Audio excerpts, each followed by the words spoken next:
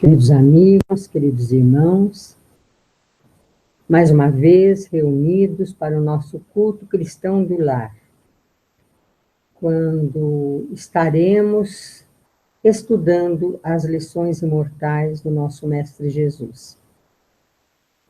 Eu quero dizer a vocês que não vou responder as perguntas e comentários, mas estarei falando com vocês depois a respeito do assunto. E se houver outras questões que vocês queiram que a gente aborde, talvez façamos um outro live ou em algum vídeo, alguma coisa que nós estaremos realizando. Bom, estamos no Face, estamos no YouTube nesse momento, e todo domingo nós vamos voltar para fazer o culto. Vocês podem compartilhar conosco. Qualquer pessoa pode participar, independente da sua religião ou de não ter religião nenhuma. Nós estamos no YouTube, você pode se inscrever, clica no sininho e entra para assistir o Facebook também. Vocês vão no meu perfil e depois ver primeiro. Ok? Então vamos, espero que você já tenha colocado o seu copinho com água para tomar ao final. Vamos fazer a nossa prece nesse momento. Senhor Jesus, no início da nova estação de flores, que se renovem as nossas esperanças por um mundo melhor. Que possamos, através do nosso pensamento, da nossa ação, da nossa palavra e do nosso entendimento, colaborar para que essa paz se estenda a todos os lugares no coração de todas as pessoas, encarnadas e desencarnadas.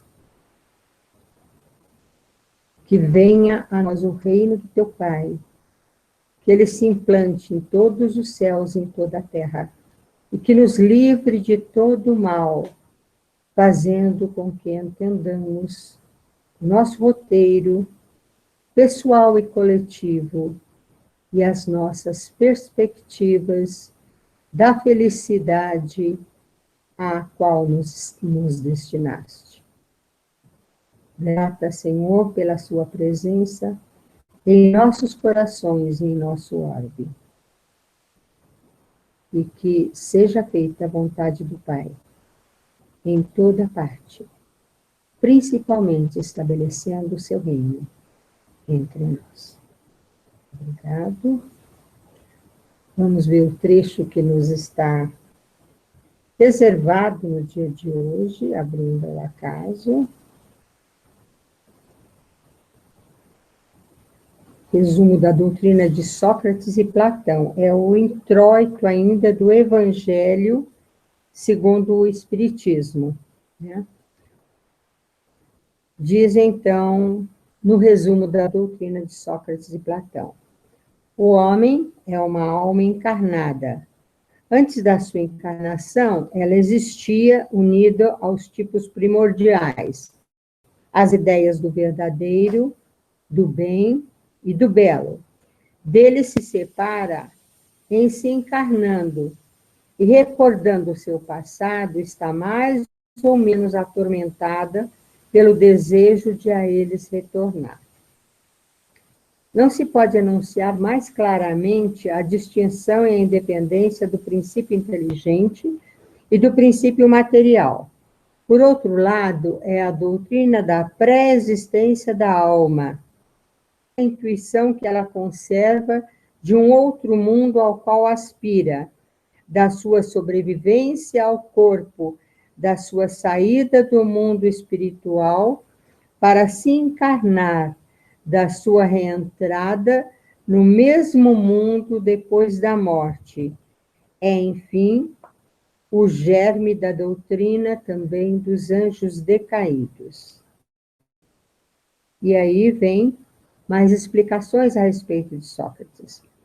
É muito importante nós observarmos que bem antes da existência de Jesus, no século V ainda antes de Cristo, vários filósofos, e principalmente Sócrates, vinha trazer a ideia muito clara de que existimos antes da encarnação, de que a nossa alma não nasceu com aquele corpo físico que nos foi destinada, com aquela herança biológica.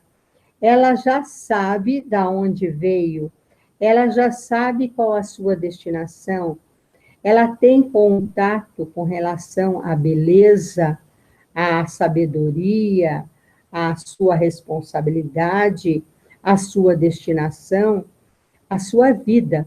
Então, ela traz uma ideia também inata a respeito do mundo do qual ela veio e para onde ela irá quando o corpo físico se revelar totalmente inútil através da morte. Então, veja, essa preexistência da alma é algo muito lógico, muito maravilhoso, e não foi só Sócrates que falava disto, não. Outras civilizações mais antigas nos falam com muita clareza a respeito da pré-existência da alma. E isso explicaria a diversidade infinita dos seres humanos nas personalidades, individualidades que cada um possui ao longo da sua vida terrena. E então, quais as suas inclinações, quais as suas escolhas, quais as suas motivações, quais as estratégias que a pessoa usa no seu dia a dia, quais as metas com as quais ela se identifica, onde estão firmadas as suas afinidades, no campo das relações humanas ou no campo das atividades profissionais, intelectuais, afetivas, aonde se colocam as suas formas de atuação, as suas escolhas principais, as metas às quais as distinguem. Somente a pré-existência da alma deixaria bem claro para todos nós o porquê e a explicação mais lógica e clara das diversas maneiras de ser de cada ser humano. Vejam bem, numa família com o mesmo pai, a mesma mãe, praticamente o mesmo tipo de educação, cultura, localização, possibilidades, não existem dois irmãos iguais, não existem duas pessoas da mesma família completamente idênticas, mesmo quando são gêmeos, trigêmeos ou quadrigêmeos. Existem semelhanças, mas não existe uma igualdade, ainda que biologicamente eles sejam univitelinos, eles tenham exatamente a mesma conformação física. É muito gratificante a gente saber disso, porque, apesar de não nos recordarmos claramente das outras vidas, isto acontece em casos muito raros, em civilizações mais abertas a esta avaliação da preexistência da alma, como na Índia, por exemplo, em que muitas crianças claramente demonstram quem foram, relembram tudo aquilo que vivenciaram, seus nomes, suas ligações familiares. São casos, assim, bastante incomuns, impactantes, que geraram livros, estudos, filmes, aos quais nós temos acesso com a maior facilidade hoje, através da internet. Então, quando Sócrates traz essa ideia da pré-existência da alma, da existência de um mundo espiritual, do qual nós vivemos, e para o qual voltaremos. Ele também fala do contato com as entidades deste outro mundo. Ele mesmo dizia que ele tinha um dêmon familiar, ou seja, um espírito amigo que conversava e lhe dava orientações.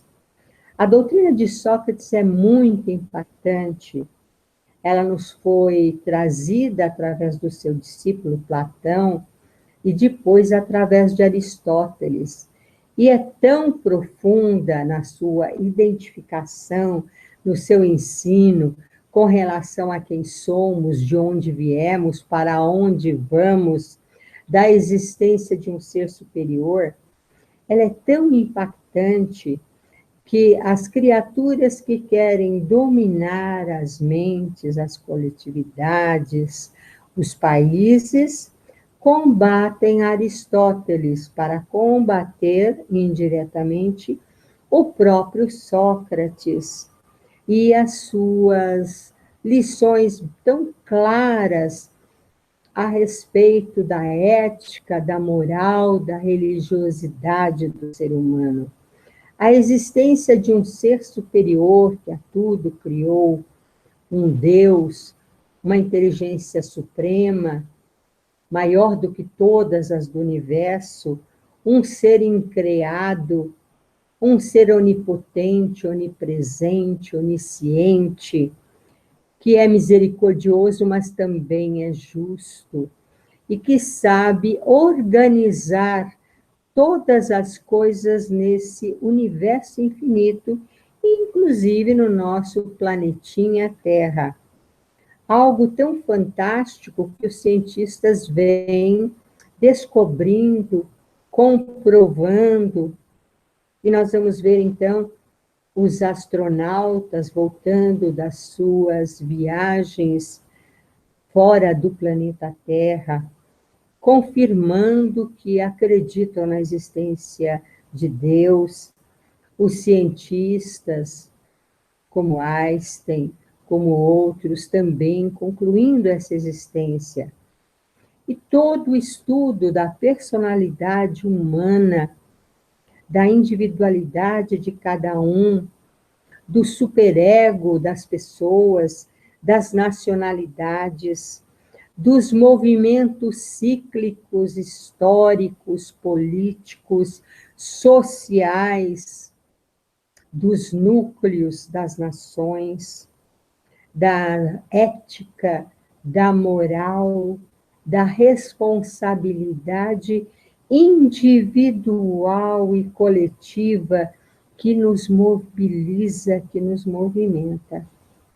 Então, veja, a simples meditação a respeito da pré-existência da alma já nos dá explicações pessoais de quem somos, do que nos mobiliza, do que nos atrai, do que nos causa estupor, aborrecimento, desgosto, ojeriza, o que nós conseguimos aplaudir, aceitar, cooperar, e aquilo contra o que nós sentimos muita força e vontade de lutar contra, de combater, de exemplificar através das nossas ações contrárias àquilo que julgamos injusto, errado, pernicioso, danoso, antiético, antimoral. Todos nós temos uma consciência individual, né?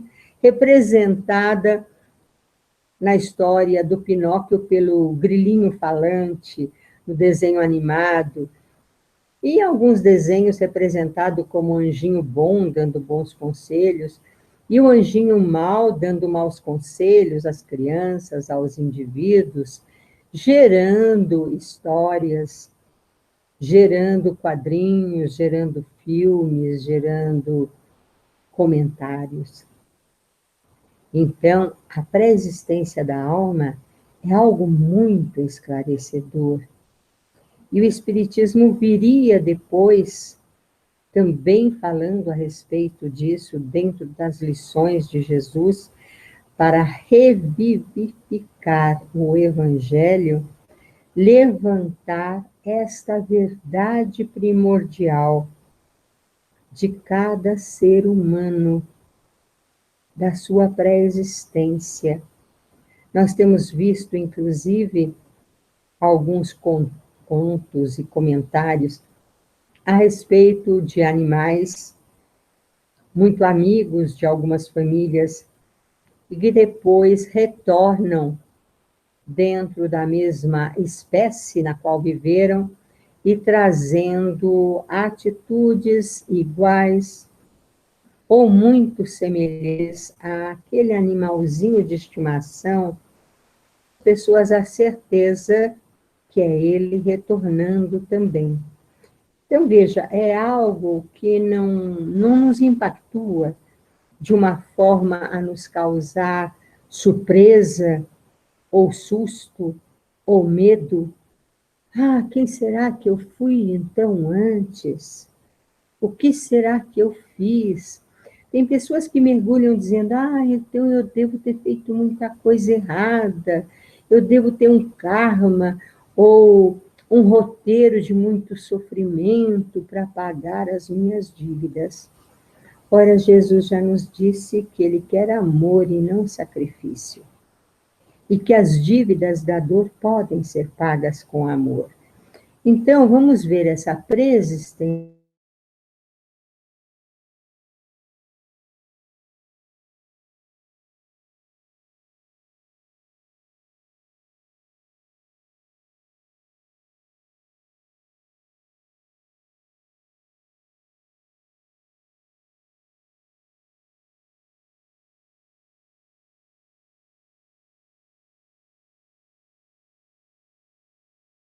Vamos ver o que mais Kardec fala a respeito.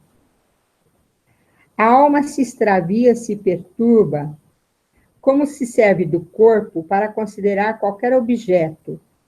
Tem vertigem como se estivesse ébria, porque se liga a coisas que são, por sua natureza, sujeitas a mudanças. Ao passo que, quando contempla a sua própria essência, ela se dirige para o que ela é, para o que é puro, eterno, imortal, e sendo da mesma natureza dela, fica aí ligada tanto tempo quanto possa. Então, seus descaminhos cessam, porque está unido ao que é imutável. E esse estado da alma é o que se chama a sabedoria. Olha que importante. Nós sabemos que existe uma pré-existência, mas que nós não somos aquele ser da outra vida. Nós temos aquelas conquistas, aqueles erros, aqueles defeitos que nós alimentamos, mas, embora tudo na vida seja mutável, impermanente, o nosso corpo vai se modificando dia a dia, passa por várias fases da infância, da mocidade, juventude, depois entra na fase adulta, que é bastante longa, e vai entrando na velhice, pode chegar à senilidade, ou pode morrer ainda com total controle físico e mental, como muitas pessoas às vezes demonstram. Então, veja, embora tudo à nossa volta seja mutável, as próprias estações da natureza, agora entramos na primavera, saindo do inverno, embora tudo seja mutável no nosso corpo e à nossa volta, e na nossa sociedade, na nossa civilização, isso não nos deve causar uma espécie de embriaguez, torpor, susto, receio, medo mesmo, frustração diante dos acontecimentos, mágoas, ódio mesmo, um senso de dever mais pesado dentro da nossa responsabilidade. Porque, sabendo da pré-existência da alma e da continuidade da vida, nós nos sentimos ligados a algo eterno, imortal, permanente. A nossa essência espiritual é indestrutível. Nós não temos um espírito, nós somos este espírito. Nós não temos um corpo, nós usamos o corpo como um empréstimo e uma ferramenta para a nossa atuação terrena, uma máquina fantástica, maravilhosa, cujas identidades, particularidades totais nós não conhecemos ainda, apesar de muito estudo a respeito dela. O nosso corpo é a nossa ferramenta de atuação terrena. Ela nos representa, ela nos dá uma identidade desde o momento que nascemos, identidade pela nossa certidão, com o nome, o peso, o sexo, a filiação, o local onde nascemos, a hora onde nascemos, e há muitas pessoas que estudam tudo isto para fazer o mapa astral, astrológico da pessoa. Então, veja, nós passamos a existir no momento da fecundação, e depois vamos levar esta identidade até o momento da nossa morte, quando se nos dará o atestado de óbito, né? Então, esse atestado de óbito que nos é dado tem a ver com a idade que nós tivemos naquele corpo físico, com a identidade que nós tivemos, a nossa filiação continua a mesma. Veja bem, é muito importante que a gente possa se identificar no núcleo familiar aonde fomos colocados. É muito importante que a gente possa ficar feliz com a herança cultural familiar, da cidade onde nascemos, do estado, do país. Eu considero o fato de ter nascido no Brasil, na atual conjuntura mundial, um grande privilégio, embora não faça pouco caso de nenhuma outra nação. Temos, inclusive, muitos amigos de várias nacionalidades que podem estar agora em contato conosco, ou brasileiros morando no exterior, amigos muito queridos com os quais ficamos felizes de contatar.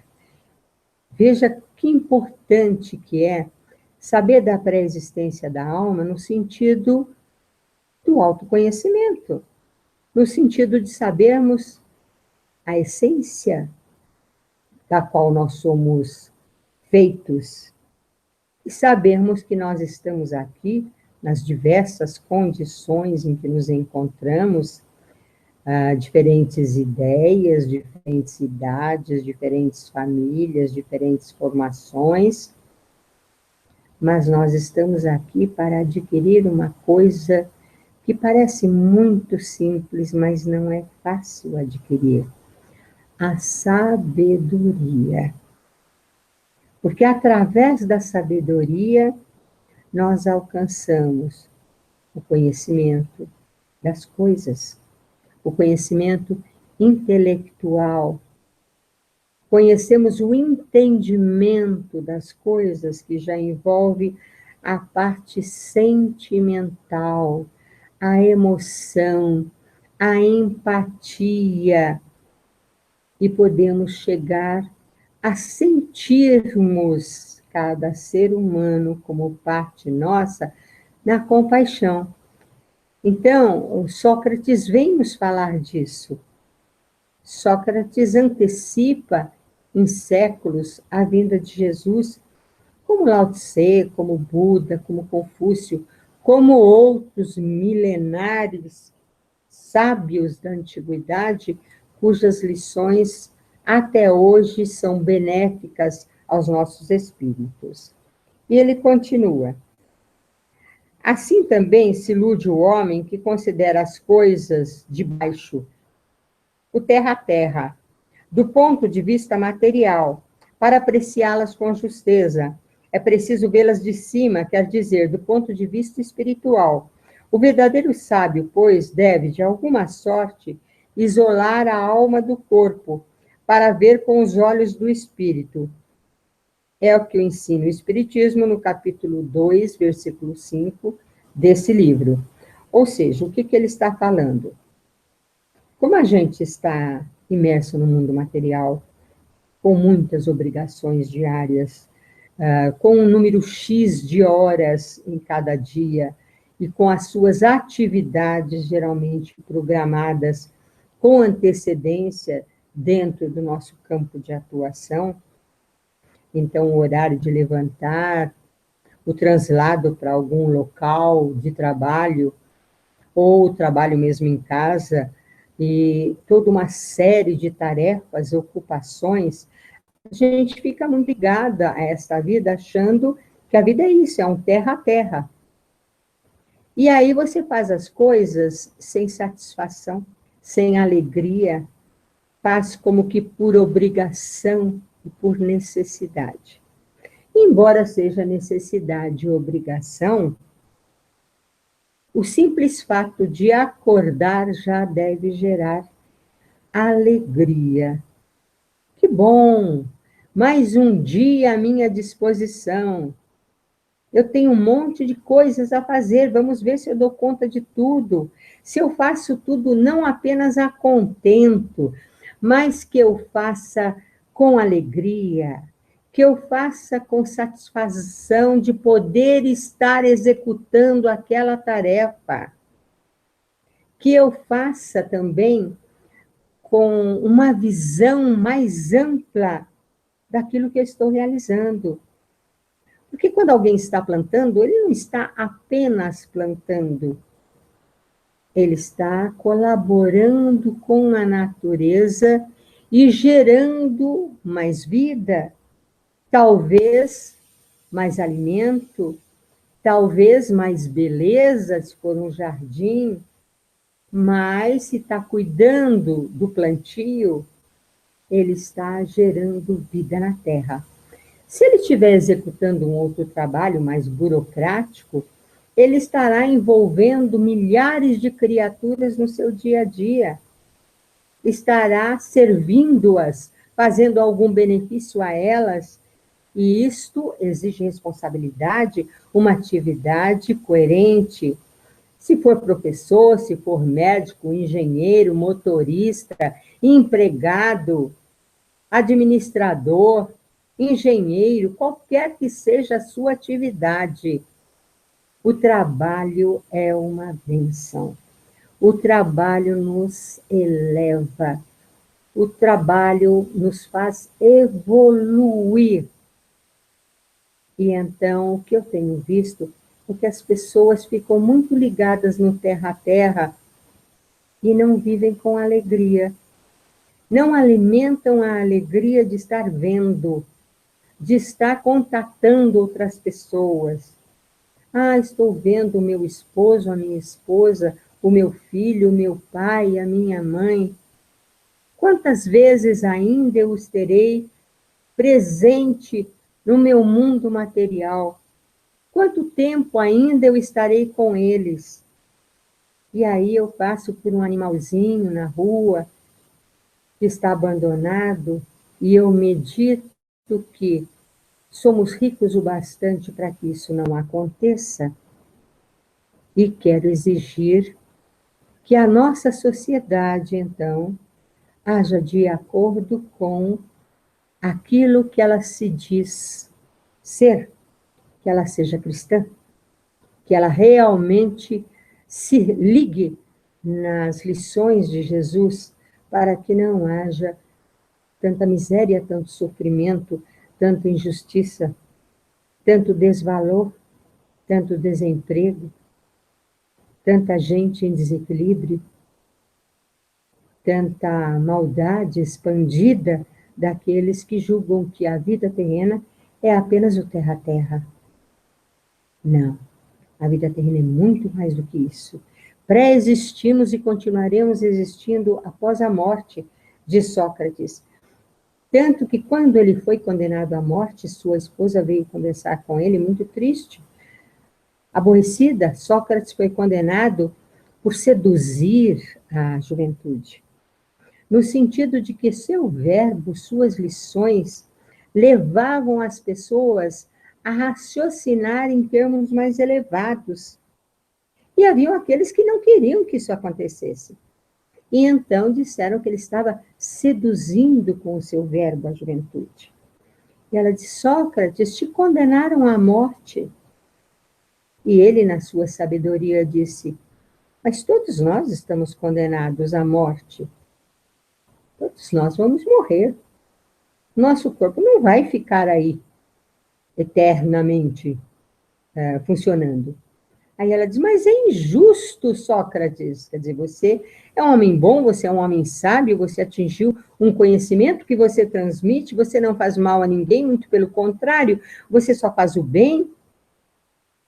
Fala de uma sociedade igualitária, fala de uma sociedade em que o povo domine, fala num tipo de democracia. Aí ele sorri e diz para ela, e você queria que a sentença fosse justa? Ou seja, você queria que eu merecesse ser condenado à morte pelos meus atos, de uma forma que esses atos fossem errados? Eles me condenaram à morte dentro daquilo que eles julgam que é direito deles. Mas todos nós vamos morrer. E eu fico muito feliz que tenha sido condenado por algo que eu fiz de bom. Jesus também depois seria condenado por todo o bem que fez. E são muitas as histórias a respeito disso.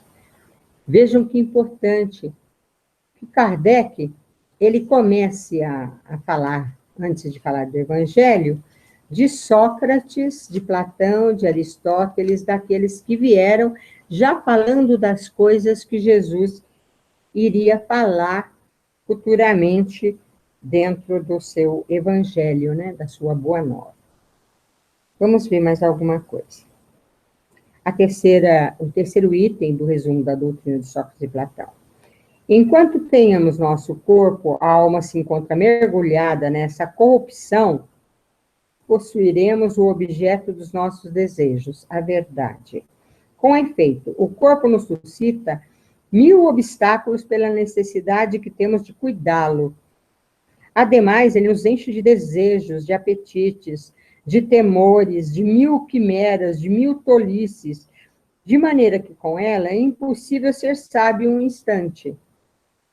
Mas, se não é possível nada conhecer com pureza enquanto a alma está unida ao corpo, é preciso de duas coisas uma: ou que não se conheça jamais a verdade, ou que se venha a conhecê-la depois da morte. Livres da loucura do corpo, então conversaremos, e é de se esperar, com homens igualmente livres, e conheceremos por nós mesmos a essência das coisas. Por isso, os verdadeiros filósofos se exercitam para morrer, e a morte não lhes parece de nenhum modo temível. E aí ele cita uma parte do Céu e Inferno, que é outro livro, na primeira parte, no capítulo 2, na segunda parte também do capítulo 2. Eis aí um princípio das faculdades da alma, obscurecidas por intermédio dos órgãos corporais, da expansão das faculdades depois da morte. Mas não se trata aqui senão das almas de elite, aquelas já depuradas, não ocorre o mesmo com as almas impuras. Ou seja, ele fala aqui como se o corpo devido à sua muita necessidade, exigência, ele pudesse se constituir num impedimento para nós meditarmos na essência da nossa vida, na necessidade maior da nossa realização espiritual, não é? Na verdade, o corpo nos exige muita coisa. O homem é um ser muito frágil, um dos mais frágeis que existe. Logo que ele nasce, ele precisa de um atendimento específico para a sobrevivência. Ele precisa de alimento, ele precisa de agasalho, ele precisa de higiene, ele precisa de carinho, ele precisa de atenção, para que ele possa ir desenvolvendo as suas faculdades corporais, o caminhar, o falar, o ouvir, o interagir, o manifestar-se de várias formas. Então, realmente, o corpo está a nos pedir um trabalho bastante árduo e permanente no dia a dia. Mas isto não nos impede, nem o ganha-pão nos impede, nem a luta pela profissão nos impede de meditarmos na essência. Não precisaremos morrer para depois mergulharmos no mundo espiritual e podemos conversar a respeito disso com os espíritos mais evoluídos que já têm um conhecimento maior da destinação humana. Não precisamos disto. O corpo não é um empecilho. Inclusive, é nossa obrigação cuidarmos dele da melhor forma possível, porque quem não cuida bem do seu instrumento, da enxada, dos aparelhos que vai usar, eles vão enferrujar, eles vão estragar, eles vão ficar em condição totalmente imprestável. Então, o corpo nos dá muita satisfação. Claro que ele tem os seus desejos, e os desejos variam de acordo até com a idade. A criança até 2 anos quer a mãe perto, como se ainda tivesse ligado a ela no cordão umbilical. Depois ela começa a externar, começa a conhecer as outras pessoas. Você vê até Jesus, nasceu numa manjedoura, teve o seu pai que lhe ensinou uma profissão dentro da área que ele trabalhava, teve a sua mãe muito amada, que lhe deu também vários ensinamentos, conviveu com seus irmãos do primeiro casamento de seu pai com Débora, depois com as pessoas da sua cidade, onde ele viveu, de Nazaré, e também foi até os sábios do Sinédrio e conversou com eles desde pequenininho. Veja bem, são coisas para a gente pensar. Quantos espíritos luminares já encarnaram na Terra para trazer agrupamentos à sua época, ao seu país, à sua cultura, ao seu grupo, e à humanidade em geral, aqueles ensinamentos que eles detinham através das suas múltiplas vidas, através das suas conquistas pessoais, através do seu conhecimento. Então, é essa troca de conhecimentos, essa troca de experiências, que são feitas no dia a dia, com as pessoas com as quais você convive, através dos livros, através dos filmes, através da internet, através de tantos meios de comunicação, e que você precisa filtrar para utilizar aquilo que é melhor, são elementos renovadores no seu caminho. E nós estamos em constante mudança também aí, na área intelectual, na área do nosso conhecimento, na área das nossas convicções, das nossas certezas. Vamos orar para encerrarmos esse nosso contato de hoje. E eu quero agradecer muito a todos que participaram, eu estou muito feliz de estar com vocês.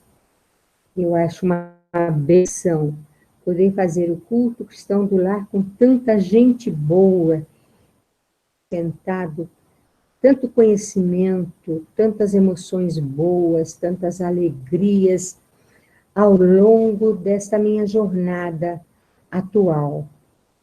Eu quero abraçar um a um de vocês neste momento, como parte de uma grande família humana que se identifica com os mesmos ideais de amor, de paz, de luz, de bênção, de trabalho.